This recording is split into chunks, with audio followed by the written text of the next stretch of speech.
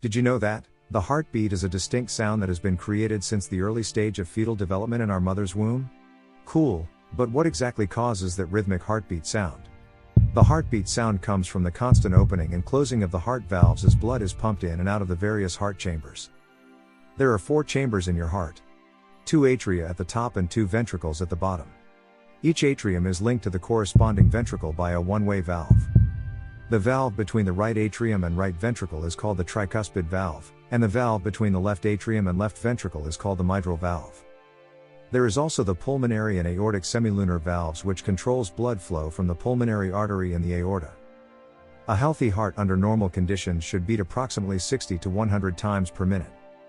Anything outside of this range should be checked out by a medical professional immediately.